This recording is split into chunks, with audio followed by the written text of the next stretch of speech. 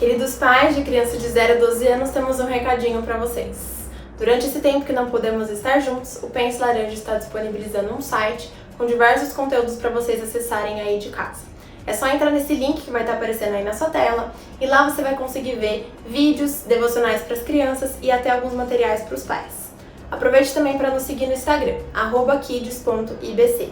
Lá a gente posta o versículo tema, algumas imagens da aula da semana e até lançamos alguns desafios para as crianças. Caso você não esteja em nenhum grupo do WhatsApp com os pais, mande uma mensagem para o WhatsApp da igreja que nós vamos te incluir. Um abraço a todos e, se Deus quiser, em breve estaremos juntos novamente.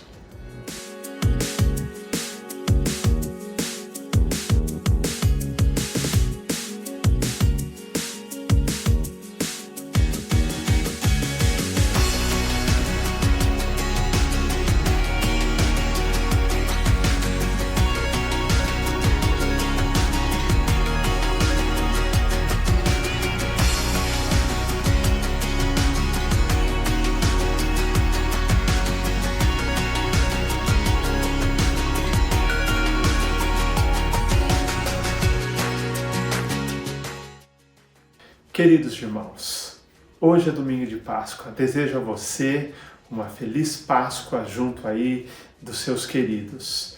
Nós, pela primeira vez na história, estamos fazendo uma Páscoa em que não podemos estar juntos aqui presencialmente, mas estamos juntos em união, de coração, para adorarmos ao Senhor. A Páscoa é a mais importante data do cristianismo, quando nós celebramos a ressurreição do nosso Senhor Jesus Cristo, que é a base da nossa fé e da nossa salvação. Paulo escreveu um capítulo extraordinário sobre a ressurreição, 1 Coríntios capítulo 15. Nesse capítulo, ouçam só o que Paulo nos diz. Ele fala sobre a morte, o sepultamento, a ressurreição de Jesus, a aparição de Jesus para Pedro, para os outros discípulos, para mais de 500 irmãos, e inclusive ao final a aparição de Jesus a Paulo. E ele fala da centralidade da ressurreição para a nossa fé. No capítulo 15, o verso de número 16, ele diz: porque se os mortos não ressuscitam, Cristo também não ressuscitou. E se Cristo não ressuscitou, a vossa fé é inútil e ainda estáis nos vossos pecados. Logo, os que morreram em Cristo também estão perdidos. Mas aí depois ele diz no verso de número 20, mas na verdade Cristo ressuscitou dentre os mortos. Domingo de Páscoa é dia de celebrar que Jesus Cristo ressuscitou. Eu queria começar orando, agradecendo a Deus pela vinda de Jesus ao mundo, pela sua morte e pela sua ressurreição. Senhor Jesus, eu quero te louvar por Cristo Jesus, que veio ao mundo morrer por nós. Obrigado porque ele não ficou pregado naquela cruz, ele não ficou preso àquele túmulo, mas ao terceiro dia, pelo teu poder, ele ressuscitou. E porque ele ressuscitou, nós temos esperança. Porque ele ressuscitou, a nossa fé não é em vão. Porque ele ressuscitou, nós temos a certeza da vida eterna. Obrigado pela morte e pela ressurreição de Jesus. Obrigado pela esperança da vida eterna. Em nome de Cristo Jesus, eu oro agradecido. Amém, Senhor. Amém. Eu quero convidar você a participar desse culto. Eu convidei um amigo tão querido, pastor Gerson Borges, que vai nos conduzir nesse primeiro momento de adoração ao Senhor. Neste domingo de manhã, o nosso tema é esperança. Eu quero falar sobre a esperança da Páscoa. A mensagem de Páscoa é a mensagem de esperança. Seja bem-vindo, Gerson Borges, e vamos juntos agora louvar ao Senhor. Olá, queridos amigos e irmãos da Igreja Batista do Cambuí, igreja amada, muito querida do nosso coração, pastoreada pelo pastor Elias, meu querido amigo, a quem eu mando um abraço grande, sincero e fraterno nessa manhã. Estou aqui com meu filho Bernardo E nós temos o privilégio de ministrar aos irmãos, mesmo à distância, mas não separados emocional e espiritualmente, nesse domingo de manhã. O nosso tema hoje é esperança. Páscoa é um tempo de esperança. A Bíblia diz que os que esperam no Senhor, o profeta Isaías diz, renovam as suas forças. O convite a esperarmos no Senhor é um convite que perpassa toda a Bíblia, toda a Escritura. E é por aí que eu quero incentivar a igreja hoje de manhã ao cantar esses louvores. O primeiro cântico é uma citação do salmista. O salmista diz: cantarei, Senhor, teu amor para sempre. É isso que devemos fazer. Cantar o amor do Senhor em toda e qualquer situação da nossa vida. Só o refrão desse cântico e a gente vai fazer um medley com Eu Sou Grato por Tudo o que Tenho, tributo a Jeová, um tributo de louvor e adoração ao nosso grande Deus. Lamentações diz, o livro de Lamentações nos recomenda a trazer à memória o que pode nos dar esperança. E ao olharmos para o que Deus já tem feito, para o muito, muito que Deus já tem feito na nossa vida, na nossa história, nós vemos renascendo e revigorando-se no nosso coração a esperança no Senhor. Vamos cantar juntos os louvores do Senhor? Cantarei teu amor para sempre.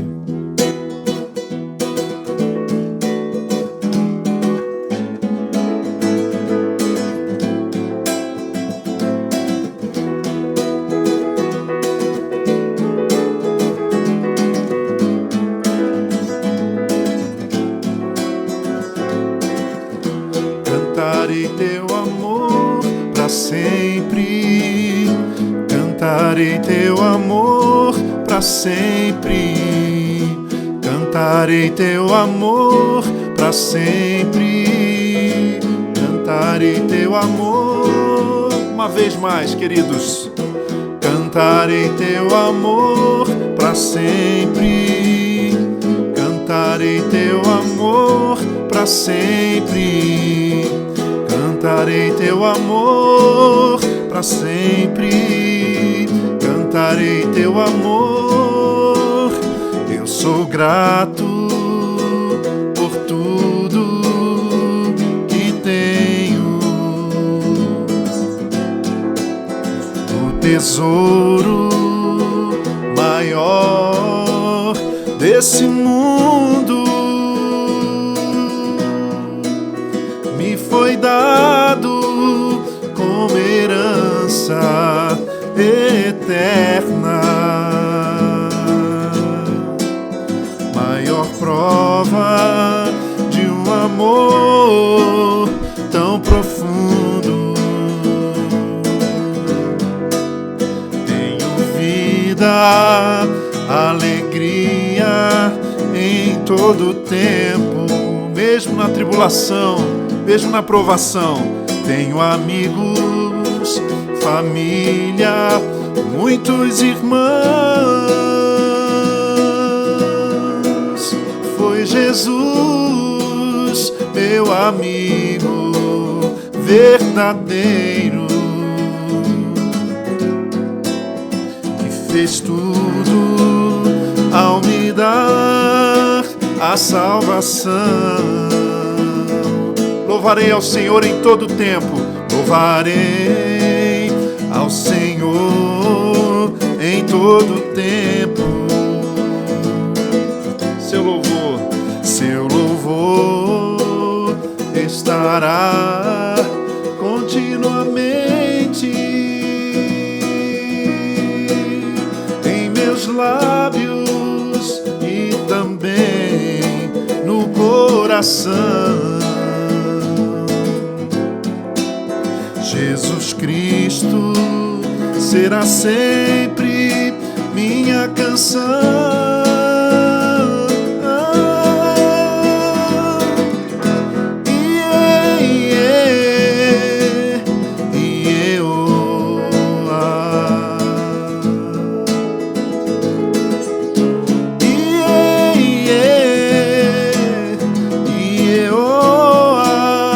Deus de Abraão, de Isaac e de Jacó.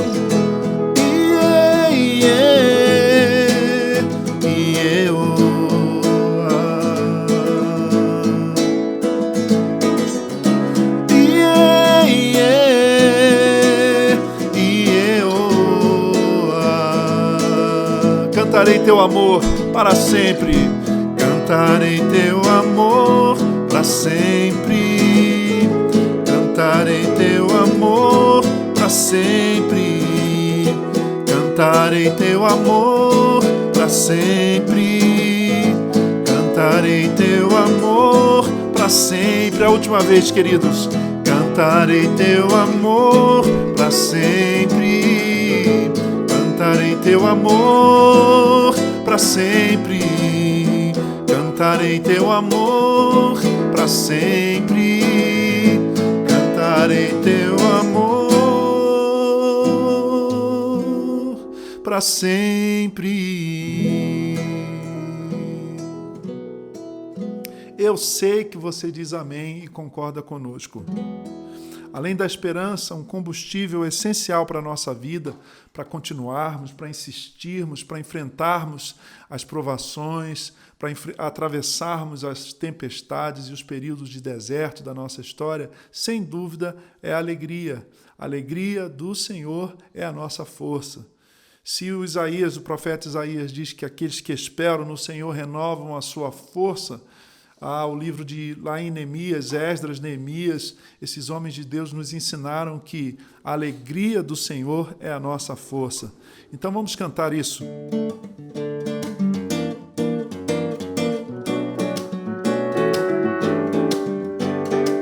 Ele é a alegria da nossa alegria.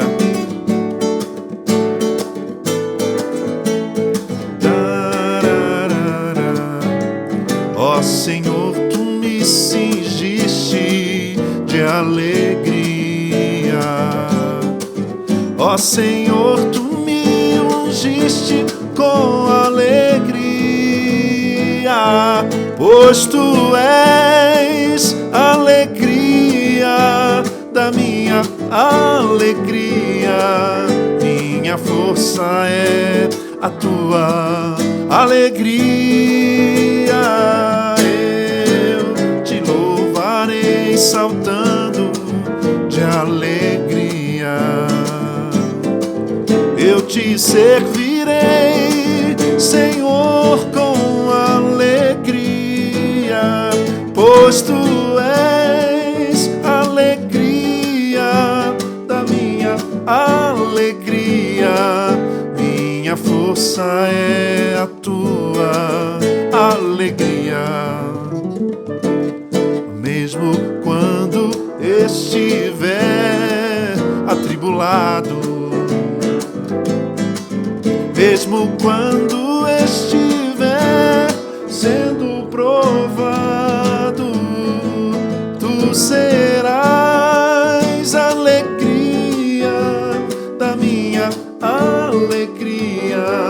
Minha força é a tua alegria. Ser cristão é aprender a viver contente, é se alegrar de um modo diferente, pois tu és a alegria da minha alegria. Minha força é a tua alegria, pois tu és a alegria da minha alegria. Cante conosco assim, ó. Minha força é a tua, minha força é a tua, minha força é a tua alegria.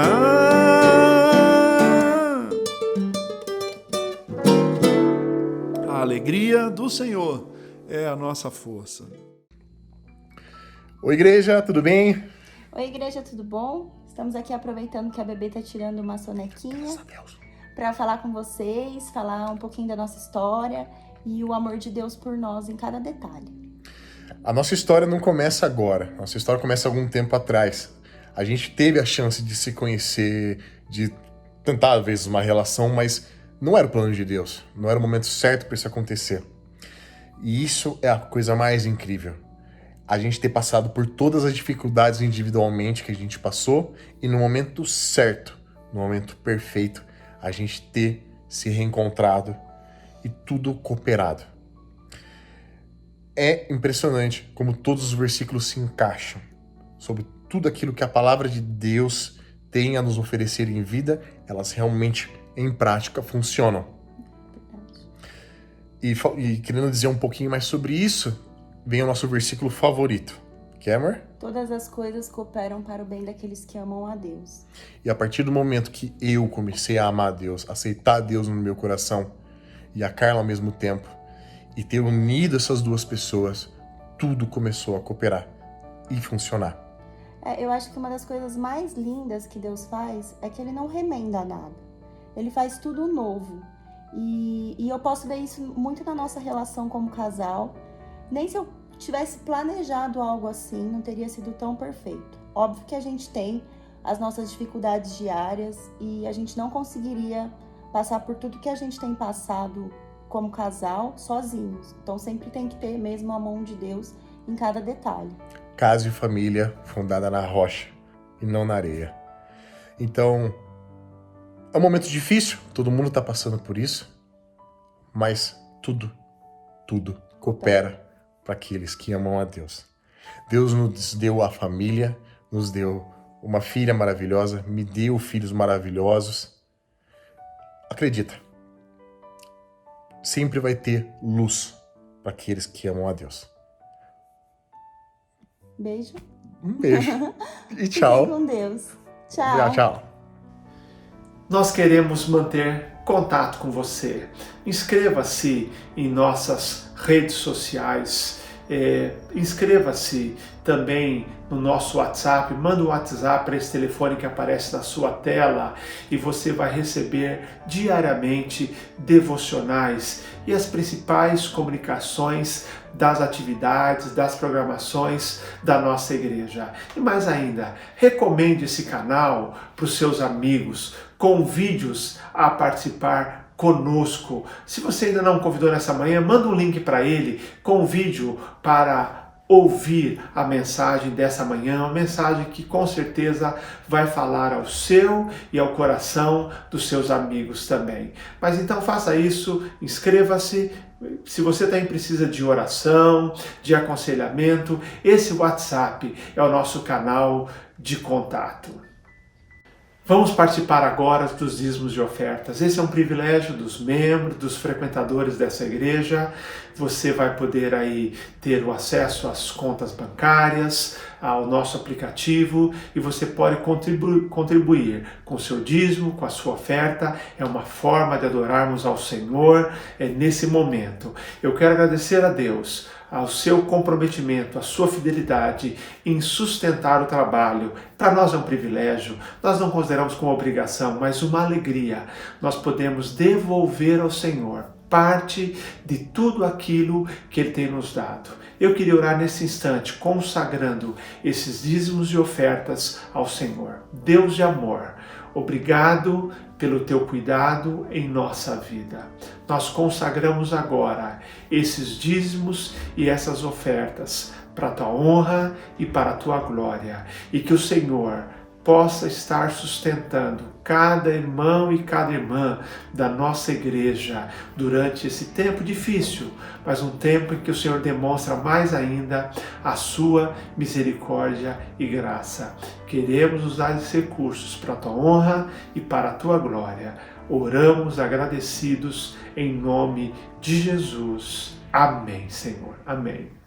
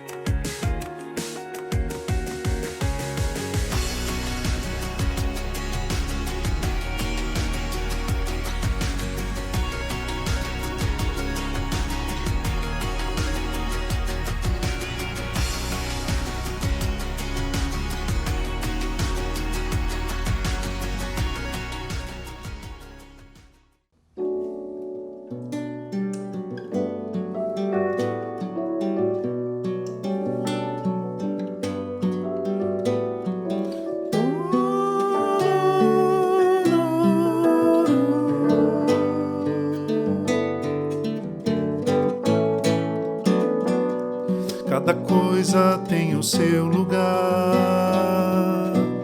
cada porta, chave que lhe abrirá. Cada vento tem seu catavento, cada tempo tem um mal que lhe caberá. Cada fome tem o seu maná, cada mago um aguento que lhe fechará. Cada vento tem seu catavento, cada tempo tem um mal que não vai durar. Eu nessa noite escura vou me lembrar, no meio daquele deserto todo, um oásis dentro de mim, e escondido naquela guerra, paz sem fim, de trás da pior melancolia, a mãe da maior alegria. O mato crescia, eu olhava e não via um ramo verde de alecrim. Tchurururu,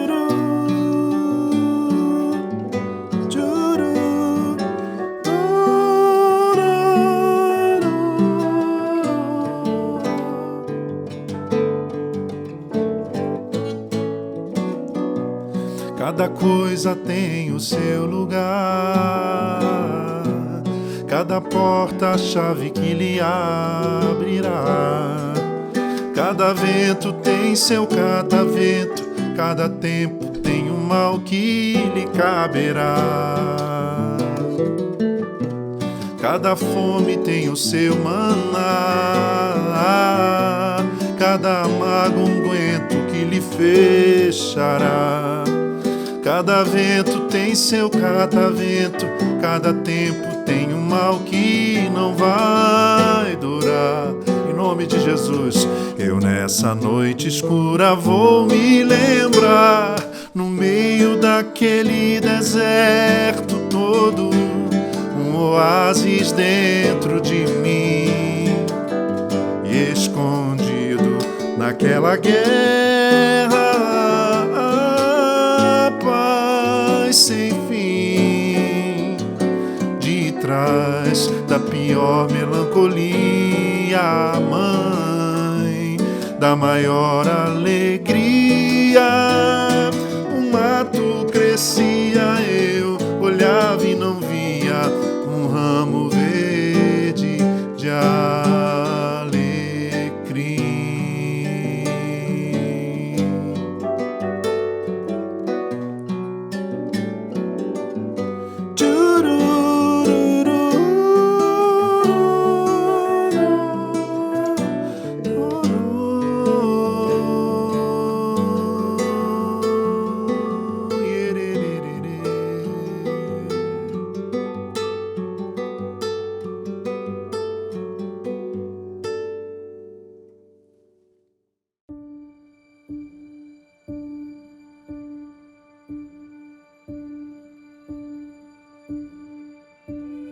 Living with uncertainty can take its toll. The normal day-to-day is replaced with fear, worry, doubt. When our normal is disrupted, our surroundings begin to feel weak. Foundations begin to rattle. Our lives become disoriented. As time goes on, we begin to lose sight of the one constant on our journey, Jesus. The fear is consuming, the worry draining, the doubt painful. Even in our darkest moments, when the last thread of hope has unraveled from our being, we must dwell on truth. We must remember, no matter what is happening around us, God is still sovereign. Today, let us dwell on the truth of Easter. The stone has been rolled away. The grave has been rendered powerless. Death has transformed to life. In our fear, He is still risen. In our worry, He is still victorious. In our doubt, He is still alive. When everything seems hopeless, the hope of Easter remains.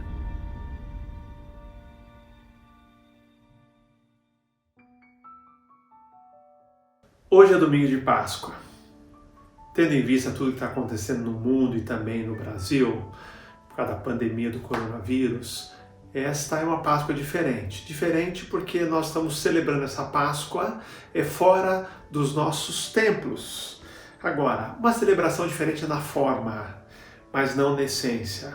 Porque hoje de manhã nós também vamos enfatizar aquilo que é central na Páscoa. Na Páscoa nós celebramos a ressurreição de Jesus. Por isso, Páscoa é para nós uma mensagem de esperança. Então, independentemente das circunstâncias que nós estamos vivendo hoje, a mensagem de Páscoa permanece a mesma. Jesus é a esperança do mundo. Hoje eu quero falar sobre a esperança da Páscoa. Jeremias vivendo um momento conturbado na sua vida, no seu ministério, ele fala o seguinte: quero trazer à memória o que pode me dar esperança. Lá em Lamentações de Jeremias, capítulo 3, verso 21. Quero trazer à memória o que pode me dar esperança. Hoje de manhã, queridos, eu quero trazer à memória o sacrifício de Jesus por nós na cruz, a sua morte, a sua ressurreição, que é esta mensagem de esperança. Páscoa é a celebração da esperança. Páscoa é a principal celebração do cristianismo. Embora o Natal seja tão importante, em que celebramos o nascimento de Jesus, a Páscoa se reveste de uma importância muito superior para a nossa fé. Nessa semana de Páscoa, nós já refletimos sobre a morte de Jesus, já refletimos sobre o seu sepultamento, e o domingo é a celebração da ressurreição. Essa semana de Páscoa é esta semana em que todos os acontecimentos finais na vida de Jesus ocorreram. Sua prisão, o seu julgamento, depois a sua crucificação, sendo colocado no túmulo, mas no domingo de manhã, quando os discípulos já tinham perdido a esperança, Jesus ressuscitou. Então hoje nós estamos aqui, queridos, para celebrar a esperança. Páscoa é a maior expressão do cristianismo. Páscoa é celebração.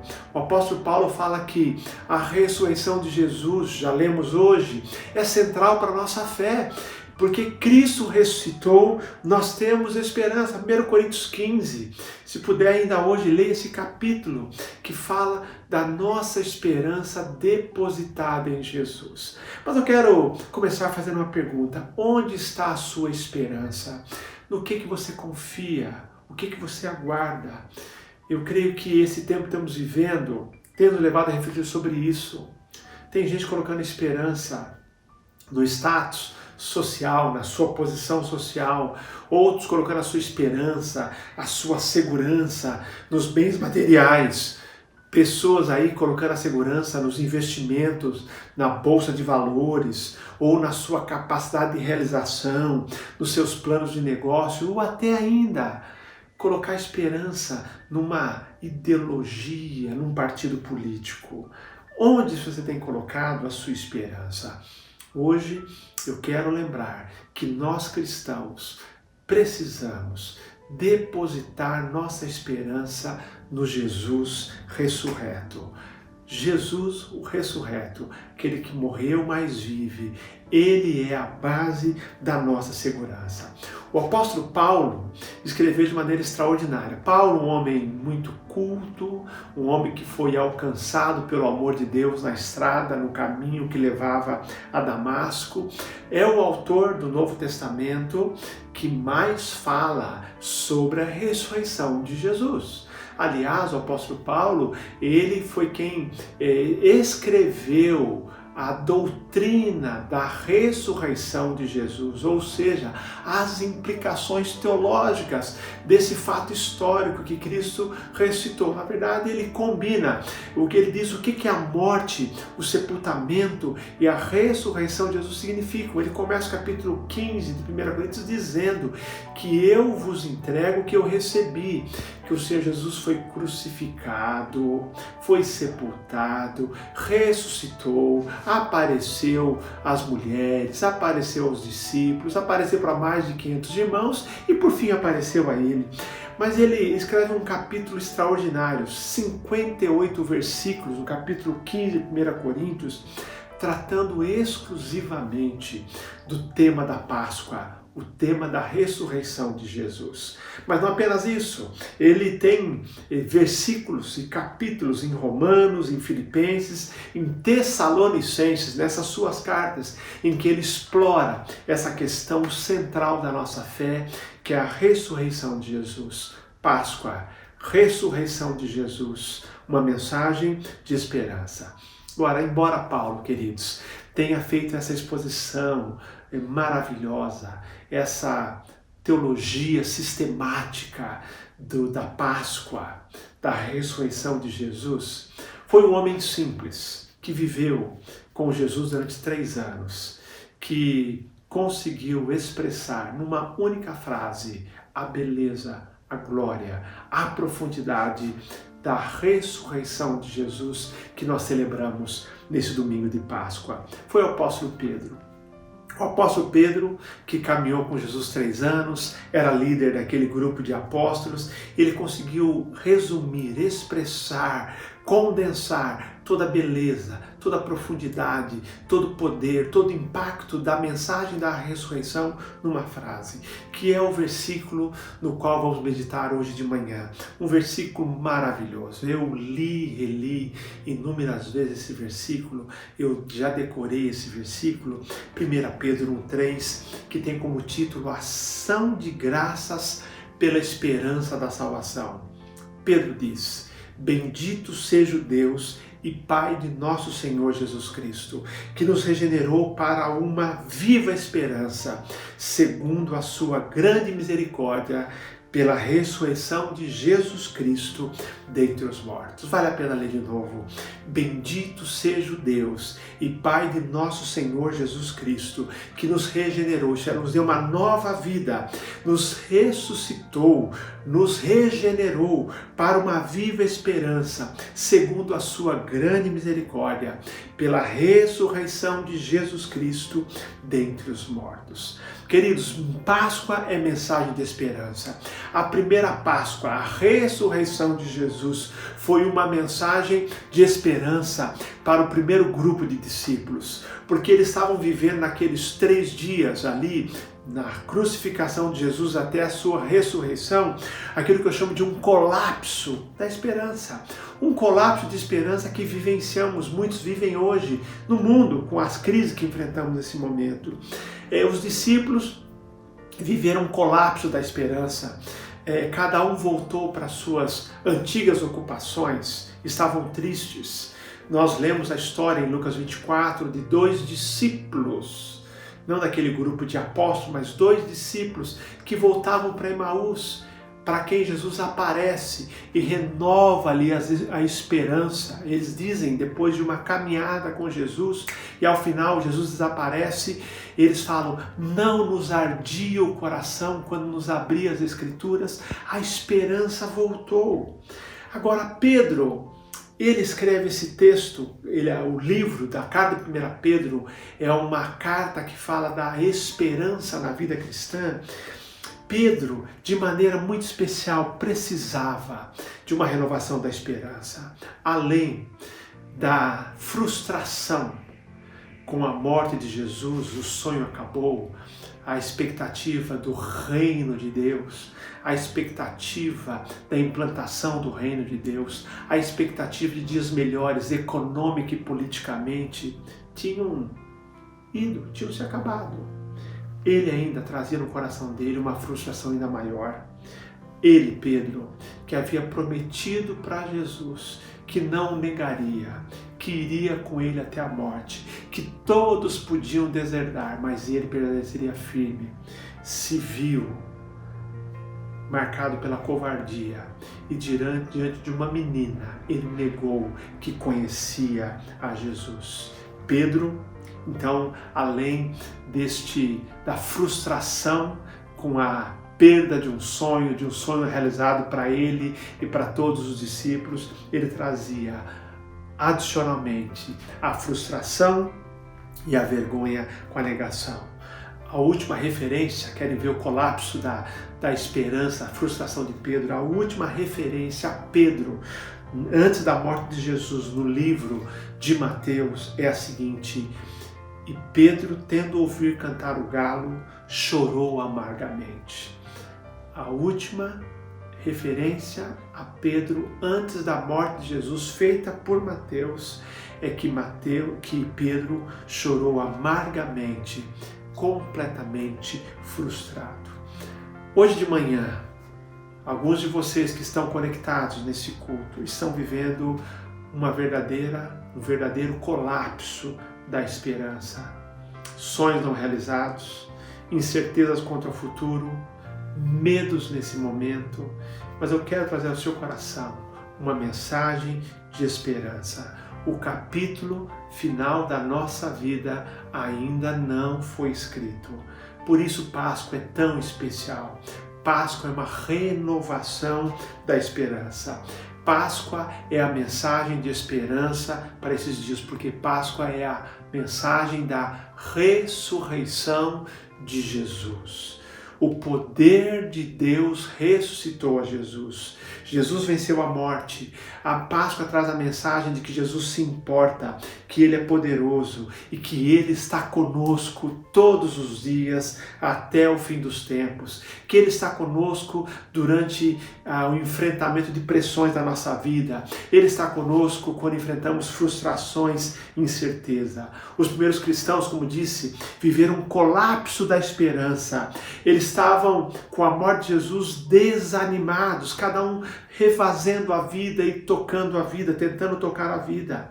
Mas o que encontramos após a ressurreição é um grupo de discípulos, isso Atos nos mostra, um grupo agora que está responsável pelos primórdios, pelo início da igreja, um grupo de discípulos alegre, otimista, cheio de expectativa, porque a esperança renasceu. A mensagem de esperança da ressurreição de Jesus contagiou, preencheu o coração dos discípulos, como preencheu o coração de Pedro. Então, dentre as aparições de Jesus, relatadas pelo apóstolo Paulo e relatadas pelos evangelistas, nós temos demonstração de graça de Deus, a aparição particular de Jesus a Pedro, lá em Lucas 24, 34. E ele diz o texto que Jesus apareceu em particular a Pedro. Depois Paulo cita isso também quando escreve aos Coríntios.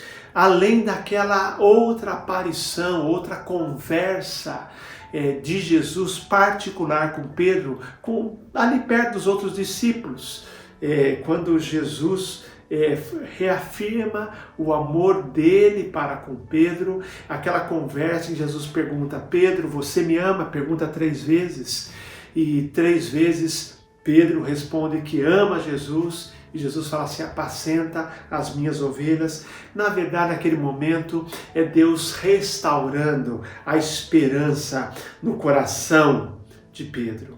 Quando Pedro escreve esse versículo que li, ele tinha na sua memória essas imagens de Jesus conversando com ele, aparecendo para ele individualmente, Jesus reafirmando sua missão, seu amor por ele, e que ele confiava novamente a ele a missão. Ele diz: Pedro, você me ama, eu te amo, Pedro, e eu confio de novo você a missão. Quando Pedro escreve, ele escreve de maneira tão bela, de maneira tão profunda, um único versículo, um resumo da mensagem de esperança da Páscoa. Bendito seja o Deus e Pai de nosso Senhor Jesus Cristo, que nos regenerou para uma viva esperança, segundo a sua grande misericórdia, pela ressurreição de Jesus Cristo dentre os mortos. A Páscoa é a mensagem de esperança. Viva esperança que o cristão tem. E Pedro diz, bendito seja, isso é, louvado seja Deus. Por quê? Porque Ele nos regenerou, nos deu essa nova, essa viva esperança. É o resultado do novo nascimento, do momento em que eu recebo a Jesus como meu Salvador. Tenho os meus pecados perdoados.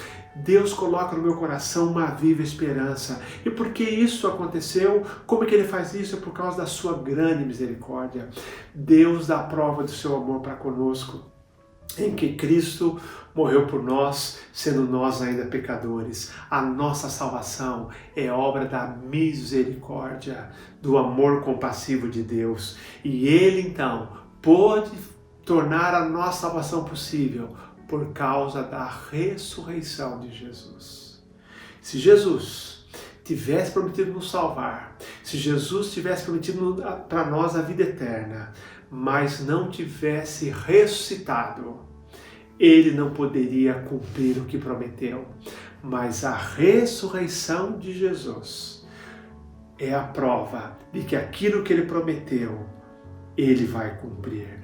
Na Páscoa, nós nos apegamos a essas promessas de Deus. Queridos, enquanto muitas pessoas, o que tem hoje nesses dias, é simplesmente uma esperança que não passa de uma expectativa ou de um pensamento positivo, para nós cristãos, esperança é certeza, é viva esperança. É esperança que não será frustrada.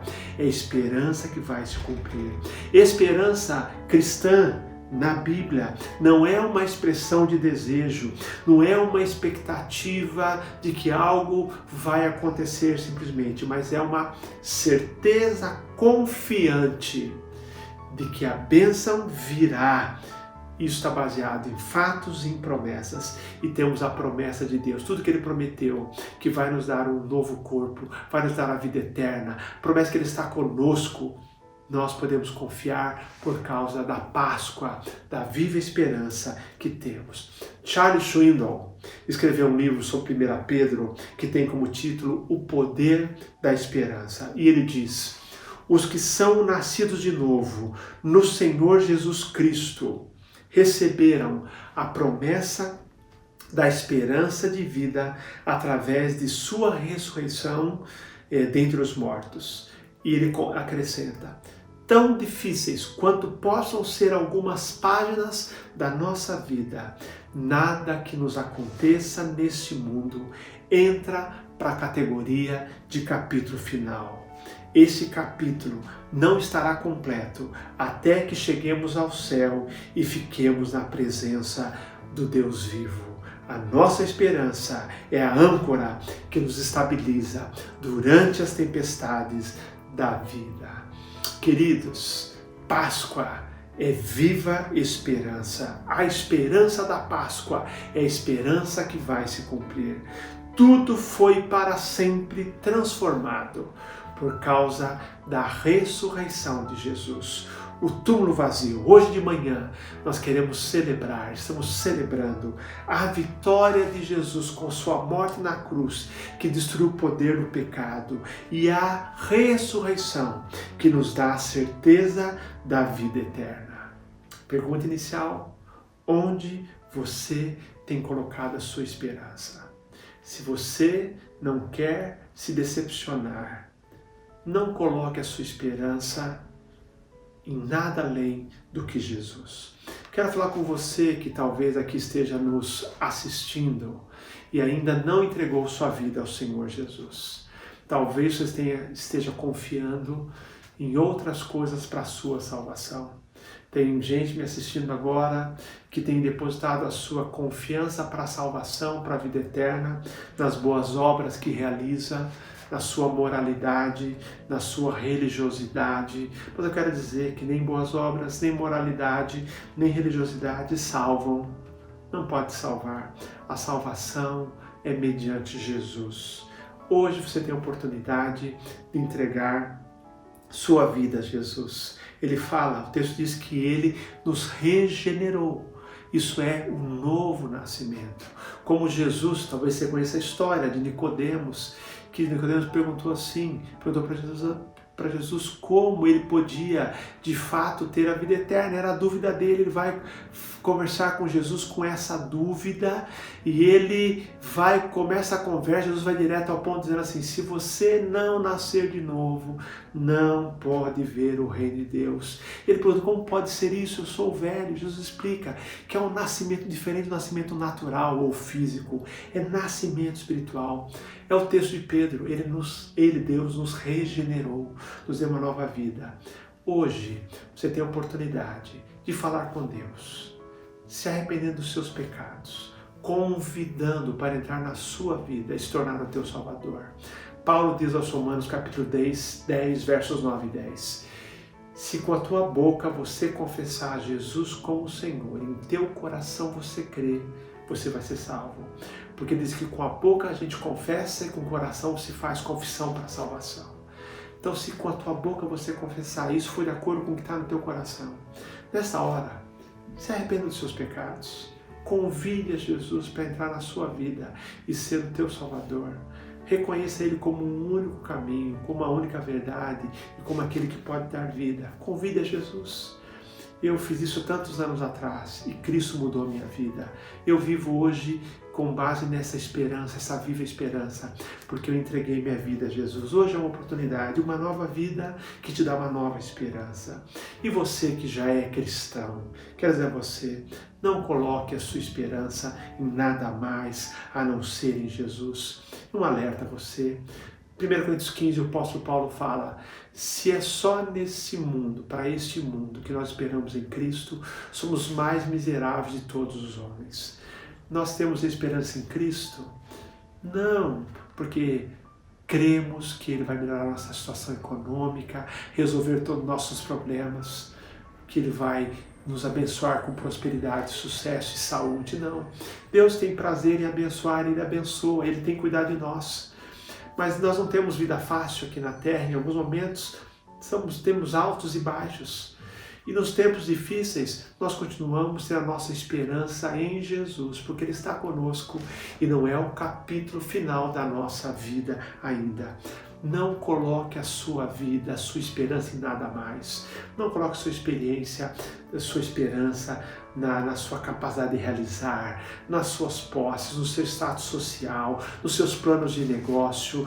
Não coloque a sua esperança em Jesus. Como nós cantamos naquele belo hino: minha esperança até o fim é Cristo que morreu por mim. Eu creio só no meu Senhor, no nome do bom Redentor. A minha fé e o meu amor estão firmados no Senhor, estão firmados no Senhor. Minha esperança, e eu espero que a sua também, até o fim, é Cristo que morreu por mim e que morreu por você. Feliz Páscoa, feliz domingo de Páscoa, que seja um domingo cheio de viva esperança, ou da viva esperança que o Cristo ressurreto dá. Jesus Cristo ressuscitou e nós temos uma viva esperança em Cristo Jesus. Esta é a mensagem de Páscoa. Que Deus te abençoe. Vamos orar. Obrigado, Deus, pela viva esperança que a ressurreição de Jesus nos concedeu.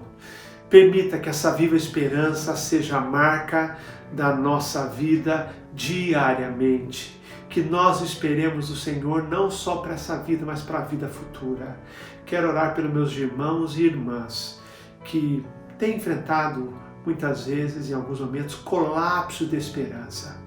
Como o Senhor renovou a esperança de Pedro e a esperança dos primeiros discípulos. Renove a esperança desses irmãos e que eles passem por esse tempo de tempestade com a esperança viva no Senhor. Eu oro por aqueles que hoje entregaram suas vidas a Jesus. Que o Senhor fale aos esses corações, os abençoe grandemente e os ajude a crescer na fé. É a minha oração, em nome de Jesus. Amém. Vamos terminar o culto com alegria, cantando mais um cântico e mais uma vez, Feliz Páscoa e um domingo abençoado a todos vocês. Até mais tarde. Obrigado, querido irmão, por ter participado conosco desse culto. Tenho certeza que Deus te abençoou, falou ao seu coração. O Gerson Borges ainda vai nos conduzir na última música, mas eu quero convidar você para estar conosco sintonizado hoje à noite. Conecte-se às 19 horas, quando vamos terminar a série, encerrar a série baseada no livro de Jonas. Tempo de crise, tempo de crescimento. Lições no livro do profeta Jonas. Então, hoje à noite, às 19 horas, eu aguardo você para mais um grande culto de adoração ao nosso Deus. Um ótimo domingo, um feliz domingo de Páscoa e que Deus possa abençoar sempre a sua vida. Amém. Para terminar esse tempo, nós queremos cantar com vocês o hino preferido do Dr. Russell Shedd, nosso saudoso pastor Russell Shedd. Uma vez numa conferência em Águas de Lindóia, uma conferência de teologia para pastores e líderes, a filha dele me pediu que cantasse, se eu poderia cantar o hino preferido do seu pai. Eu fiquei emocionado, tocado e até temeroso, né? Porque era uma responsabilidade grande, dada a importância do pastor Russell Shedd para mim, para minha geração e para tantos e tantos, inúmeros, incontáveis pastores e líderes no nosso país. E ela me disse, o hino preferido do meu pai é Tu És Fiel, Senhor. Aí ficou fácil, porque também é meu hino preferido. Então vamos, filho.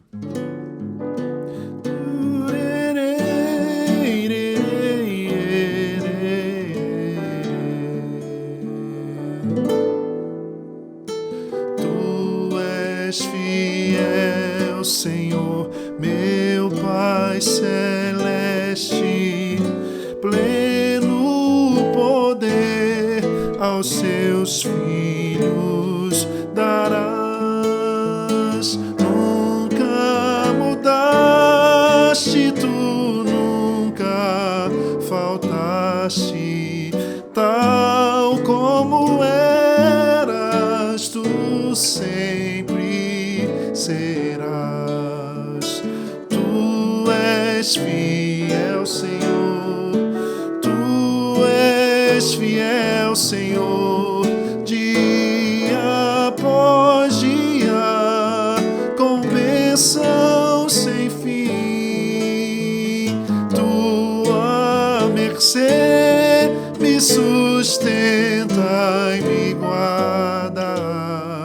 Tu és fiel, Senhor, fiel a mim. Flores e frutos, flores e frutos, montanhas e mares, sol, lua, estrelas no céu a brilhar. Tudo criaste na terra e nos ares, todo o universo vem, pois, te louvar. Tu és fiel, Senhor, tu és fiel, Senhor, dia após dia, com bênção sem fim. Tua mercê me sustenta e me guarda. Tu és fiel, Senhor, fiel a mim. Pleno perdão tu dás, paz, segurança, cada momento me guias, Senhor, e no porvir,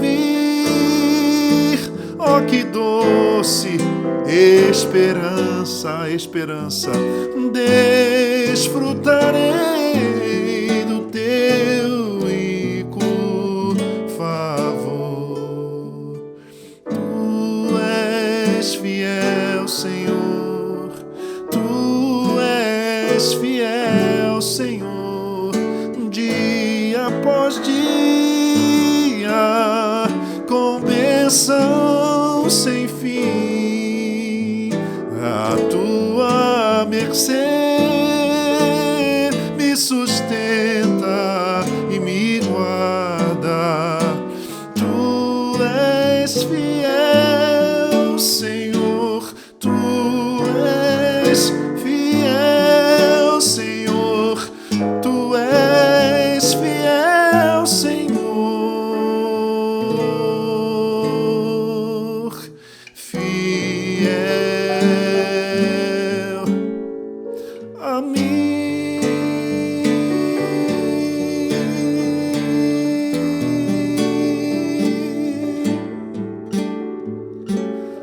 A mim.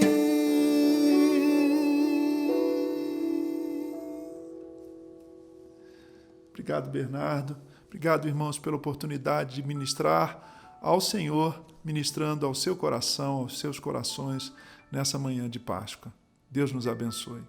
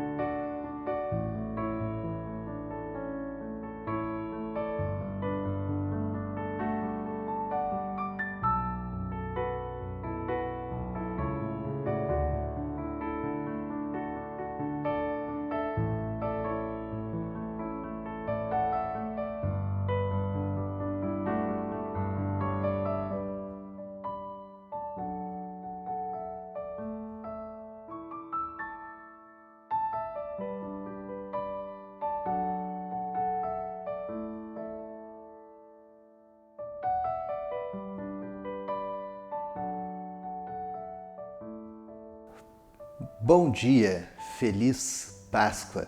Espero que você esteja tendo uma ótima semana e espero que você esteja dedicando bastante tempo a ler a Bíblia, ler o livro de Daniel e que você possa estar acompanhando comigo junto à leitura desse livro. Eu espero que você tenha lido o capítulo 3, que é o que a gente vai estudar hoje. E se você ainda não fez isso, faça, leia o livro de Daniel, leia principalmente esse primeiro bloco do capítulo 1 ao capítulo 6, mas eu diria para você que essa próxima semana você precisa ler o capítulo 1 até o 4, para que pelo menos a gente tenha aí uma perspectiva geral do bloco que a gente está estudando, do 1 ao 4. Hoje a gente vai estudar o capítulo 3 de Daniel e eu não sei você, mas eu sempre tenho a sensação de que quando eu paro para ler e estudar, me aprofundar em um livro da Bíblia, eu sempre saio com a sensação de que eu me surpreendo, na verdade, com quanto eu tenho para aprender com esse livro, muito mais do que eu esperava quando eu começava a estudar ele. Então, que você também possa estar experimentando e desfrutando disso, assim como eu estou. Então, leia Daniel para que a gente possa acompanhar bem essa aula, tá bom? Hoje, como eu disse, a gente vai estudar o capítulo 3 de Daniel, e antes de começar o capítulo 3 mesmo, eu quero relembrar um pouco do que a gente falou na aula passada, no capítulo 2, porque existe uma questão importante aqui, que a gente precisa olhar a história também sobre a perspectiva do rei Nabucodonosor.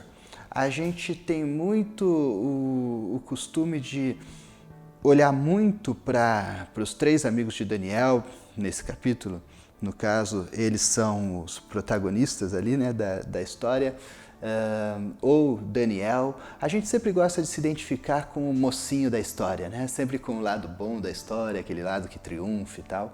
Mas a gente precisa dar uma atenção para Nabucodonosor, porque a gente tem muito a se identificar com Nabucodonosor e aprender com Nabucodonosor e como Deus está lidando com Nabucodonosor. Então, no capítulo 1, Nabucodonosor foi apresentado como um imperador que conquista e tal, e ele não interage muito ali no capítulo 1, ele só conquistou Jerusalém e tal. No capítulo 2, aí a gente começa a se aprofundar um pouco mais em Nabucodonosor, e Nabucodonosor, você vai se lembrar no capítulo 2, então ele teve um sonho que ele não conseguia entender, que ninguém conseguia explicar para ele. Ele fica tão perturbado com aquele sonho que ele manda matar todo mundo, até que Daniel aparece na história e Daniel ora a Deus e Deus revela o significado daquele sonho. O sonho tinha uma estátua com vários materiais, com várias partes, e vinha uma pedra e derrubava aquela estátua. E no sonho, a interpretação do sonho é que Cristo é essa pedra, o reino de Deus é eterno e que Deus está acima de todos os reinos. O capítulo 2 termina com Nabucodonosor adorando o Deus de Daniel, adorando o Deus verdadeiro, reconhecendo que só ele coloca reis e tira reis, que ele é o dono de toda a sabedoria. Assim termina o capítulo 2. Mas o capítulo 3 vai mostrar que Nabucodonosor, esse reconhecimento de Nabucodonosor a Deus, não foi completo. No capítulo 3, a gente vê um Nabucodonosor, a gente não sabe quanto tempo se passou entre o 2 e o 3, alguns anos provavelmente, mas Nabucodonosor ele se esquece da principal lição que foi ensinada a ele no capítulo 2, que Deus está acima de todos os reinos. E o capítulo 3 começa com Nabucodonosor construindo uma estátua no campo de Dura, aonde ele deseja, na verdade, exaltar a si mesmo. É interessante que Nabucodonosor, pensando no capítulo 2, ele se esquece das principais lições, mas parece que uma coisa naquele sonho chamou a atenção de Nabucodonosor, não é? Eu disse que a estátua tinha vários materiais e várias partes, e uma parte deve ter chamado a atenção de Nabucodonosor, que era a cabeça. A cabeça era de ouro, e dentre todos os reinos ali representados, o Daniel deixa bem claro que a cabeça de ouro é o reino de Nabucodonosor. Nabucodonosor gostou dessa ideia, a cabeça de ouro, né? Ele foi seletivo no esquecimento dele, ele esqueceu das partes que não convinha e guardou muito bem as partes convenientes para ele.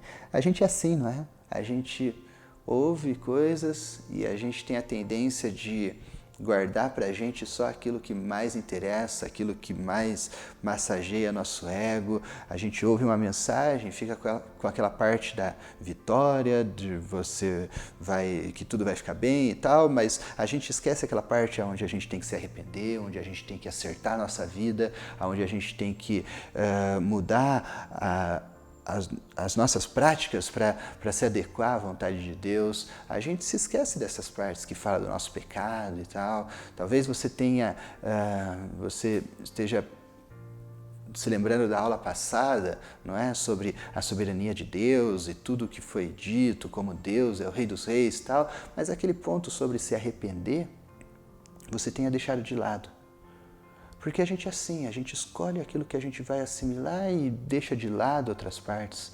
Nabucodonosor fez isso. Ele escolheu guardar para ele, guardar no coração dele a ideia da cabeça de ouro.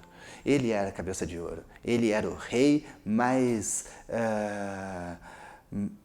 o mais belo, o mais rico, o mais poderoso de todos os outros reinos que iriam suceder o reino dele. Ele esqueceu a parte da pedra que derruba todos os reinos e do reino de Deus que é acima de todos os reinos, do Deus que é Rei dos reis, Senhor dos senhores. Ele esqueceu essa parte. Ele ficou só com a cabeça de ouro. E ele gostou tanto da ideia da cabeça de ouro que ele resolveu fazer uma estátua inteira de ouro dedicada a ele mesmo. Então, ele constrói essa estátua. A estátua tem 27 metros de altura. E só um comentário assim, né, que os engenheiros, arquitetos, talvez, que assistem vão poder dizer, mas a estátua tinha 27 metros de altura, 2,5 metros de base, toda de ouro, extremamente pesada. Só dela ficar em pé já é um grande feito. Mas a imponência dessa estátua, a grandeza dessa estátua, do tamanho de um prédio, era para mostrar a grandeza do reino de Nabucodonosor.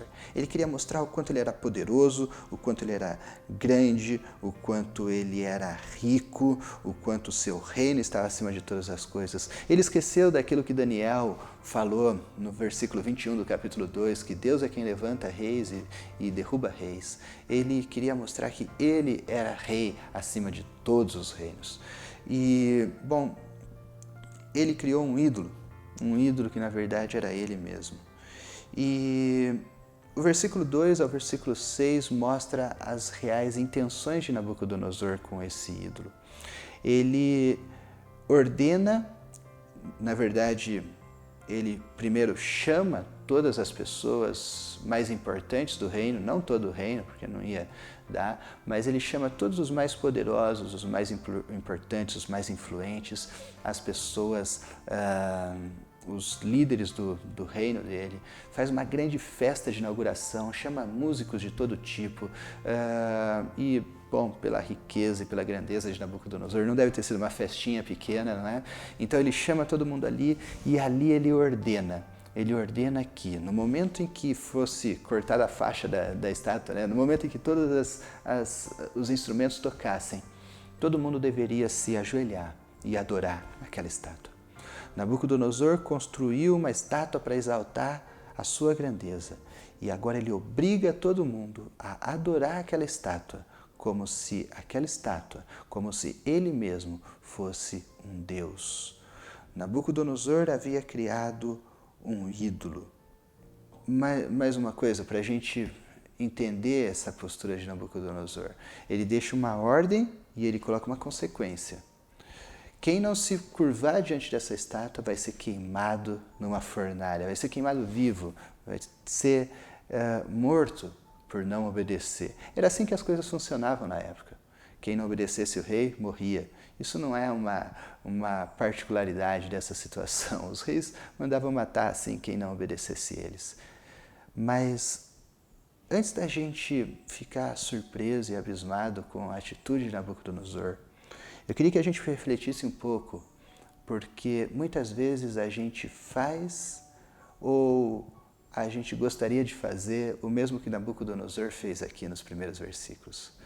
A gente cria ídolos e muitas vezes nós nos colocamos na posição desse ídolo, assim como Nabucodonosor fez.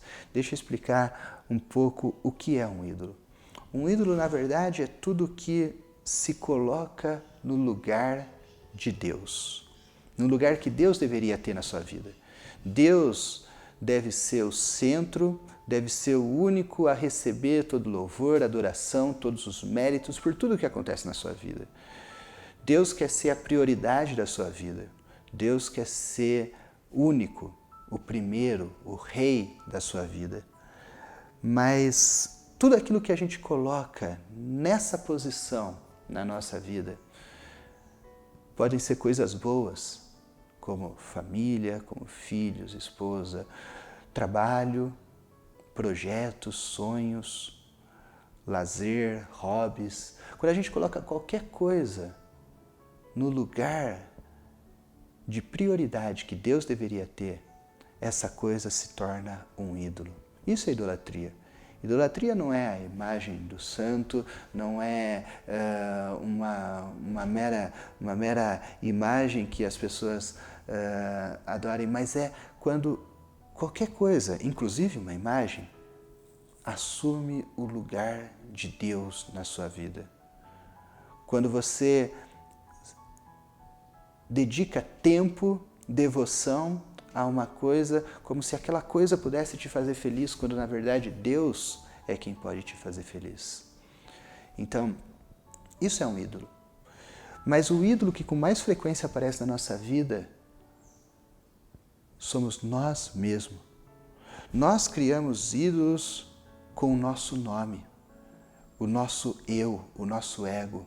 Por quê? Porque a gente faz tudo para agradar o nosso ego. Nós nos dedicamos à felicidade do nosso eu. A gente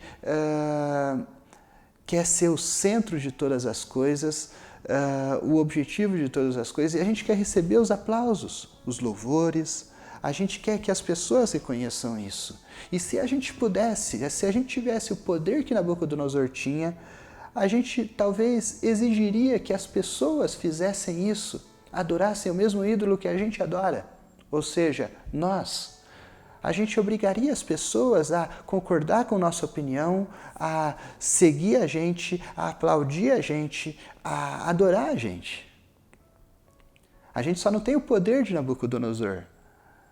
E mesmo a pessoa mais poderosa do mundo hoje não tem o poder de Nabucodonosor. Não pode simplesmente chegar e mandar matar quem não obedecesse ele. Mas Nabucodonosor tinha esse poder. E Nabucodonosor faz exatamente isso. Ele obriga as pessoas a adorar o mesmo ídolo que ele tinha. O Nabucodonosor. E ele faz isso. Mas é interessante como Deus odeia esse tipo de atitude. Como Deus se aborrece com ela. Porque Deus deseja ser o único adorado. E toda vez que a gente coloca alguma coisa no lugar de Deus, é com Deus que a gente está lidando. E Deus odeia isso. É interessante que lá em Mateus 13, 41 e 42, e depois no 49 e 50, Jesus usa a mesma figura da fornalha, que era o instrumento de punição de Nabucodonosor, para dizer que todo aquele que se curvar diante de outros deuses vai ser lançado numa fornalha. Deus odeia idolatria. Deus odeia que nós coloquemos qualquer outra coisa no lugar que é dele. E é por isso que a gente precisa abandonar os nossos ídolos. E esse era o problema de Nabucodonosor. E é isso que Deus precisa tratar com Nabucodonosor. Que ele entenda que Deus está acima dele. Isso parece fácil explicar para a gente, mas imagina o imperador mais poderoso do mundo. Entender que existe alguém acima dele. Não era uma tarefa fácil, mas é o que Nabucodonosor precisava entender. Bom, então, seguindo a história, no versículo 7 ao 12, Nabucodonosor vai executar esse plano dele. Então, tocam os instrumentos, todo mundo se curva diante daquela estátua, exceto 3 pessoas. Exceto Sadraque, Mesaque e Abidnego, os 3 amigos de Daniel. O texto aqui não fala sobre Daniel, a gente não sabe se Daniel não estava nessa festa, muito difícil porque ele era um líder também, ele era um governador. Talvez as pessoas não tenham percebido que Daniel não tenha se curvado, porque com certeza Daniel também não se curvou, ou talvez ninguém tenha denunciado Daniel por medo, não sei. Mas, enfim, o texto não trata de Daniel aqui. Trata dos outros 3. Então, vamos focar nos outros 3, porque algumas pessoas observam aqueles 3 e provavelmente aqueles 3 já estavam despertando um certo ciúme, uma certa inveja das pessoas, porque imagina 3 jovens que chegam de outro povo, começam a assumir cargos importantes aqui. Que história é essa? E, bom, algumas pessoas veem naqueles 3 uma oportunidade de chamar a atenção do rei. E vão lá no rei e falar: rei, rei, olha só, aqueles 3 jovens, eles não obedeceram a sua ordem. Eles não se curvaram diante da estátua. E agora a gente exige que o Senhor cumpra a punição que você tinha prometido. Ou seja, que lance eles na fornalha. O versículo 13 ao 15 vai mostrar então Nabucodonosor chamando aqueles 3 e agindo com uma certa diplomacia. Nabucodonosor, apesar de irado por eles não terem obedecido, ele chama os 3 e ele propõe uma segunda chance para eles. Ele diz assim, vamos fazer o seguinte, a gente vai tocar de novo os instrumentos, a gente vai fazer tudo de novo e eu vou dar uma segunda chance para vocês, para que vocês se curvem diante da estátua. E aí a gente finge que não aconteceu nada, não tem fornalha, não tem nada e vocês não precisam ser mortos. Porque se vocês não obedecerem, com certeza vocês vão ser lançados na fornalha, vocês vão ser mortos. E eu quero chamar a atenção de você para uma fala dele no final, quando ele fala assim, vocês vão ser imediatamente lançados na fornalha. E no versículo 15, no finalzinho, ele faz uma pergunta para os 3. E a pergunta revela muito sobre o coração de Nabucodonosor. E a pergunta vai ser o direcional para a resposta desses 3. Ele pergunta assim, e que Deus poderá livrá-los das minhas mãos? Nabucodonosor se achava acima de qualquer Deus. E nenhum Deus poderia contrariar a ordem dele. Era assim que Nabucodonosor se sentia. E grave essa frase, porque é essa pergunta que esses 3 jovens vão responder no versículo 16 ao 18.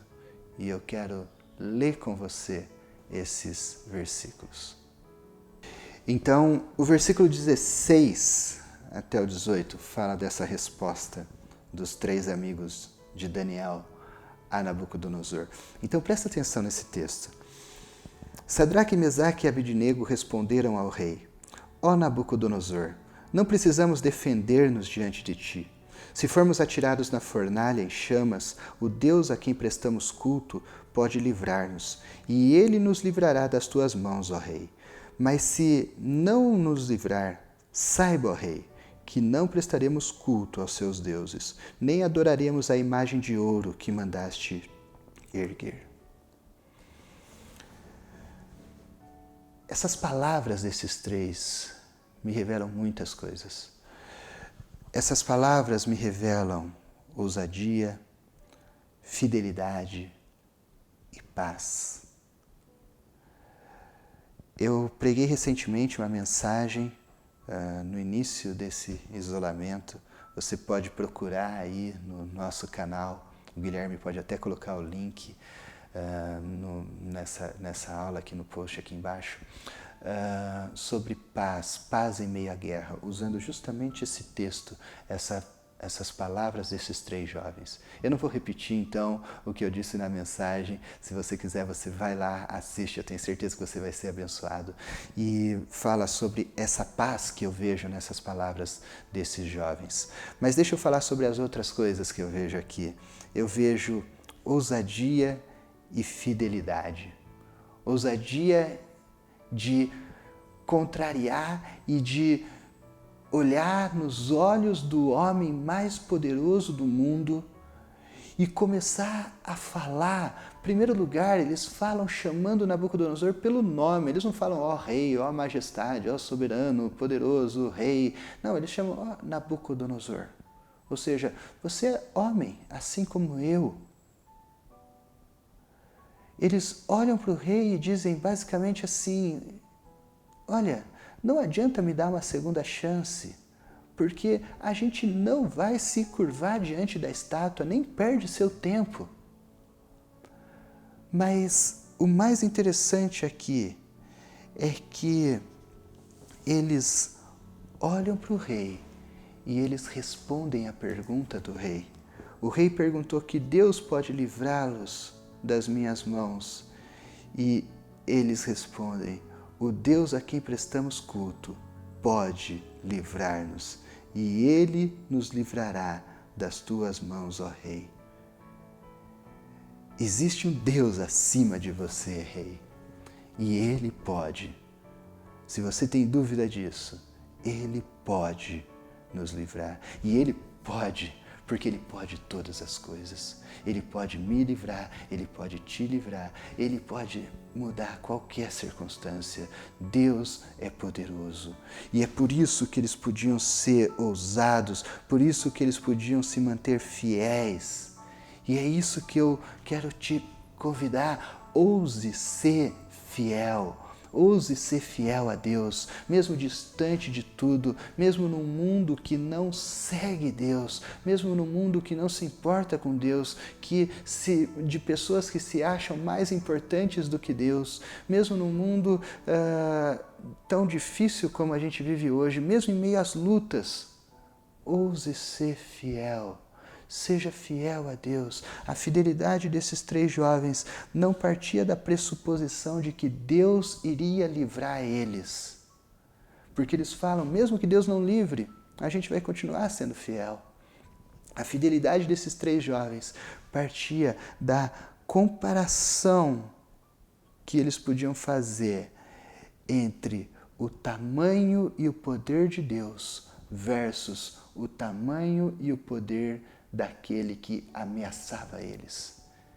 E eles sabiam que Deus estava muito acima de qualquer poder, de qualquer reino, muito acima de Nabucodonosor, muito acima da fornalha.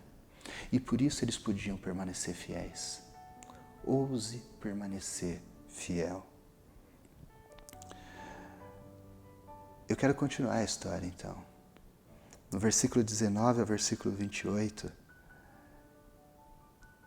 são aqueles textos uau da Bíblia, porque é o desfecho de tudo isso. Nabucodonosor, ele fica extremamente irado com a resposta daqueles 3. Ele desiste do plano B, não é? De dar uma segunda chance para os 3. Ele manda esquentar a fornalha no máximo, na temperatura máxima. Aqui fala 7 vezes, mas é como se dissesse assim, coloca na potência máxima aí esse fogo. E manda amarrar os 3 com a roupa que eles estavam, com a roupa do corpo. Amarra eles, pede para os homens mais fortes ali da guarda real lançarem eles na fornalha. A fornalha, o texto mostra pra gente que a fornalha estava tão quente, que aqueles homens que vão jogar os 3 na fornalha morrem queimados com o calor do fogo que saía da fornalha. Então os 3 são jogados vivos na fornalha. E a fornalha provavelmente ela tinha 2 aberturas, uma em cima, a outra embaixo. E a de baixo era justamente para que as pessoas pudessem ver o que está acontecendo lá, apreciar a execução pública. E então Nabucodonosor olha para a fornalha e ele se surpreende com o que ele vê na fornalha. Porque o que ele vê é uma situação totalmente diferente daquilo que ele esperava. Na verdade, ele esperava pessoas ali queimando, gritando, mas o que ele encontra são os 3 jovens intactos, com as roupas intactas. A Bíblia fala que quando eles foram tirados não tinha nem cheiro de fumaça. Não é? Eu faço um churrasquinho aqui, eu fico todo cheirando fumaça. Eles não tinham nem cheiro de fumaça. A roupa estava intacta. E o fogo, eu disse, foi seletivo, porque queimou as cordas que amarravam eles, porque eles estavam livres, mas não queimou a roupa. E eles passeavam pela fornalha como quem passeia no parque, em paz. Mas o que mais chama a atenção de Nabucodonosor é que ele jogou 3 pessoas na fornalha, mas existe uma 4ª pessoa, que é semelhante aos deuses. E aqui muitas pessoas discutem se era Jesus encarnado, se era um anjo, quem era. A questão do texto aqui não é concluir sobre isso, e eu não quero concluir sobre isso aqui, quem era essa 4ª pessoa na fornalha. A questão do texto é mostrar a presença incondicional de Deus. O cuidado de Deus, mesmo no meio da adversidade, mesmo no meio da luta, mesmo no meio da fornalha, Deus está presente ali. E é isso que Nabucodonosor vê, é isso que ele enxerga. E é essa certeza que a gente pode ter, que Deus está sempre conosco, mesmo no meio da luta, mesmo no meio da adversidade, Ele sempre está com a gente. São promessas de Jesus. Jesus disse assim: eis que estou convosco todos os dias até a consumação dos séculos. Ele diz assim: no mundo vocês vão ter aflições, mas tende bom ânimo, eu venci o mundo. Aquele que está conosco é aquele que venceu. É isso que a gente celebra hoje na Páscoa, não é? Ele venceu o mundo, Ele venceu a morte, Ele venceu o pecado. Ele venceu e Ele está conosco. E é essa garantia que a gente pode ter do cuidado de Deus, mesmo em meio às lutas. Não importa a luta, a preocupação, o problema que você está passando. Deus deseja estar com você, andando com você, cuidando de você. Deixa eu te falar uma coisa muito importante. As lutas elas têm o potencial de deixar a gente louco. Louco se a gente parar para considerar todas as possibilidades, tudo que pode dar de errado. Talvez você já tenha feito isso diante dessa crise de pandemia. E talvez você tenha parado de pensar nisso para não ficar louco mesmo. Mas os problemas têm esse potencial de deixar a gente louco se a gente desconsiderar o cuidado, a presença e a soberania de Deus. Eu quero te contar uma experiência pessoal minha. Se você me conhece, você sabe que eu sou pai de 2 meninas lindas, da Sofia e da Letícia, gêmeas. Elas têm 2 anos e meio, 2 anos e 8 meses, para ser mais preciso. E eu me lembro de 2 anos e 8 meses atrás, quando a gente saiu da maternidade, eu e minha esposa, e a gente foi para casa. E então, gêmeos têm algumas particularidades. Você não consegue colocar 2 recém-nascidos na sua cama e dormir à noite com eles na cama, né? É muita gente para pouco espaço. Então a gente chegou, colocou cada uma delas no seu berço, no seu quarto, e fomos para o nosso quarto para dormir. E, se você é pai já há bastante tempo, talvez você dê risada de mim. Se você não é pai, talvez, com certeza você não vai entender isso.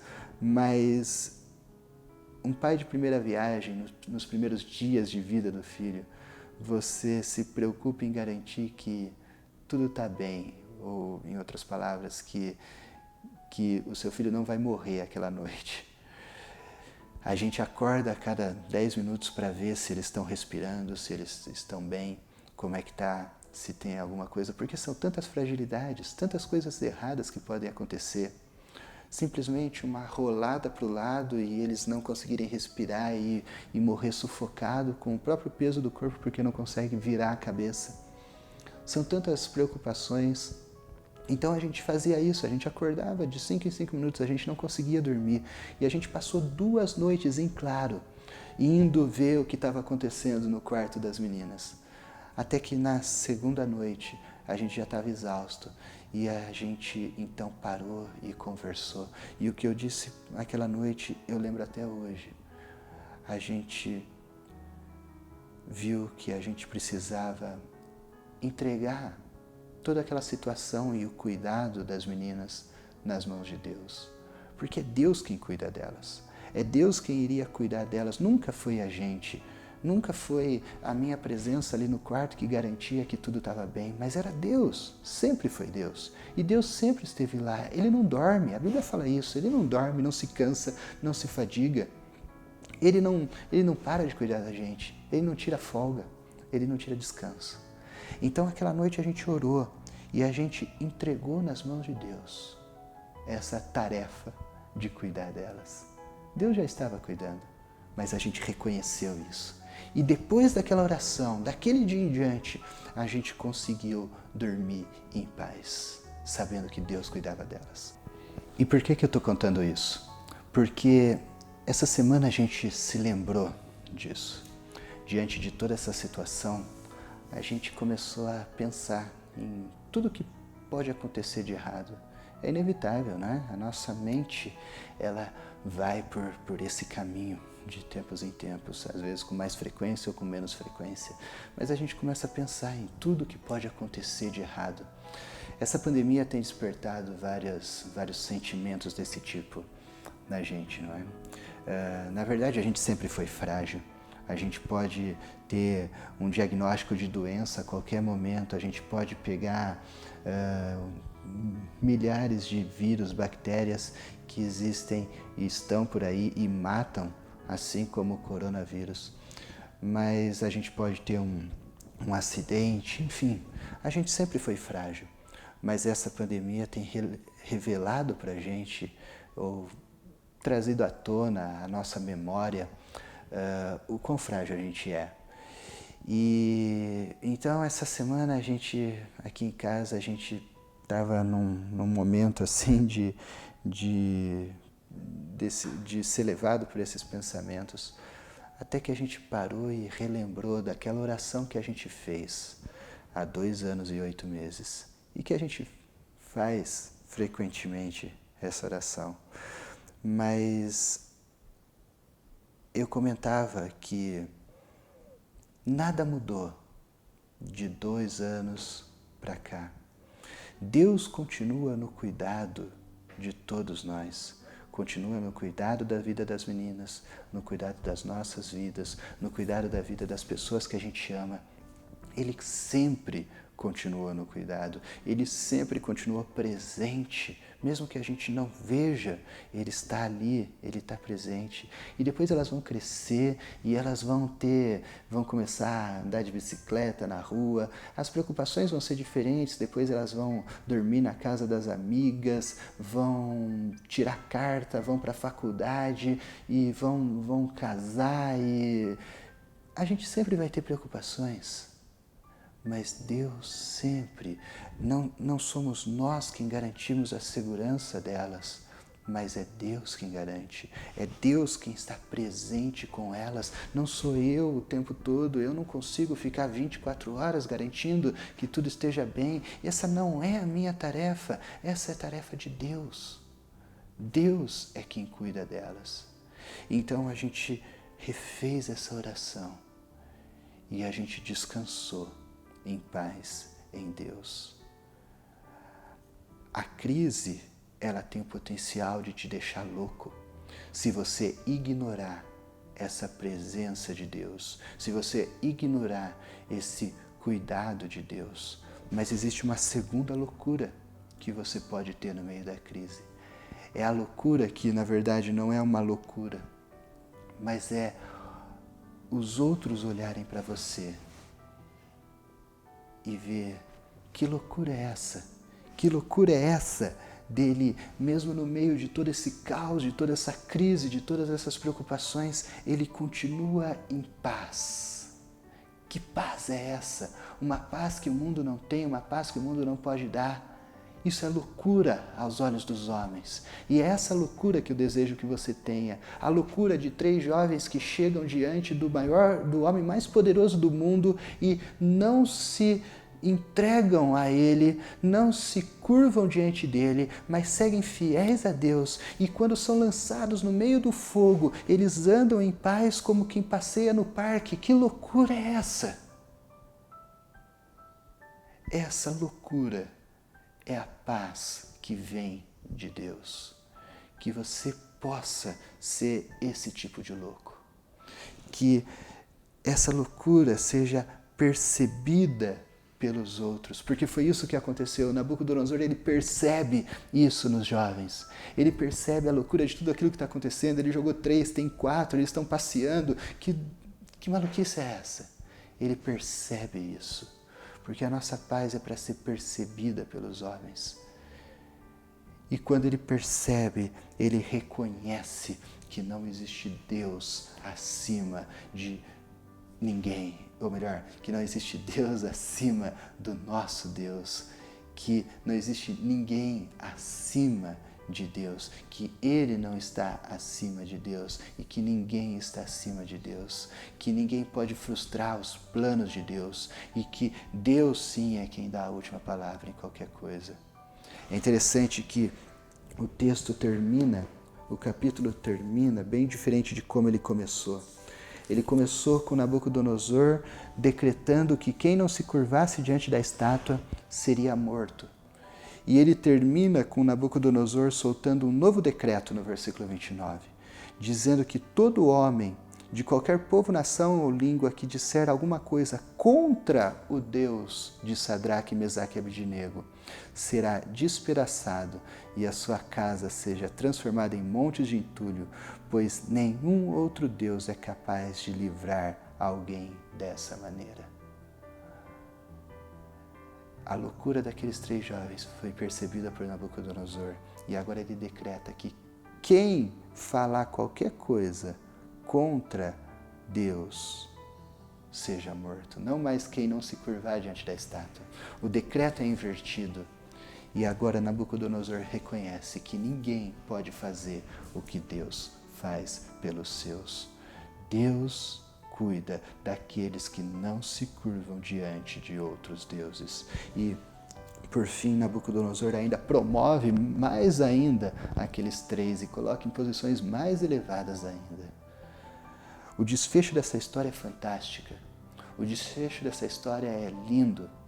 Mas, de novo, essa história ela não está aqui para prometer que a gente vai ser livre de qualquer adversidade. Porque não era essa a prerrogativa daqueles 3 jovens. Essa história existe para mostrar que a gente vai ter oposição, vai ter luta, vai ter provação, mas que nós podemos permanecer firmes, porque Deus garante que estará conosco, presente, cuidando da gente incondicionalmente e que não existe outro Deus acima do nosso Deus. Ele está conosco, o Deus que disse: no mundo vocês vão ter aflições, mas tenham bom ânimo, eu venci o mundo. Ele venceu. Ele está conosco até a consumação dos séculos. Ele passou conosco, ele passa conosco pelas lutas, mas ele venceu. Ele venceu o mundo, ele venceu a morte, ele venceu o pecado, ele morreu por nós, ele vive. Isso é a Páscoa. Ele vive, ele venceu. Aquele que anda comigo é aquele que venceu. E por isso eu posso ter vitória também. Não a vitória que se traduz na solução dos problemas, mas a vitória que se traduz em andar com aquele que é vitorioso do meu lado. É essa a certeza, é essa o fundamento para paz, para loucura que eu tenho de permanecer firme, fiel e em paz, mesmo no meio das lutas. Eu quero terminar com os 3 desafios que eu sempre coloco toda semana, tá bom? Então, relembrando o que a gente falou e aplicando o que a gente falou, eu quero dizer para você, em primeiro lugar, remova os ídolos do seu coração. E lembre-se que o principal ídolo que a gente tende a colocar no nosso coração leva o nosso nome. Então, cuidado. Cuidado para não ser um idólatra de si mesmo. Cuidado para não colocar coisas no lugar de Deus. Remova os ídolos do seu coração. Não é uma coisa tão simples. É um processo longo, demorado e muitas vezes dolorido. Mas você precisa fazer isso. Em segundo lugar, ouse ser fiel a Deus. Ouse ser fiel a Deus. Ouse não se curvar diante de outros deuses, mas fundamente essa sua ousadia no conhecimento da grandeza do poder de Deus. E compare esse poder com o poder de qualquer ameaça que você pode enfrentar, e você vai ver que a ameaça é muito pequena perto da grandeza de Deus. Em terceiro lugar, confie no cuidado de Deus. E fundamente a sua paz nessa confiança, na confiança de que Ele está presente, cuidando de você o tempo todo. Ele nunca te abandona, nunca te abandonará. Isso nunca vai mudar. Confie e desfrute dessa paz que vem de Deus. Que Deus te abençoe, que Deus te dê uma ótima semana e uma feliz Páscoa. Ele vive e Ele está conosco. Até a próxima semana. E não deixe de ler o capítulo 4. No capítulo 4 a gente vai encerrar esse arco de Nabucodonosor como rei da Babilônia. Leia o capítulo 4 e até a próxima semana. Até lá!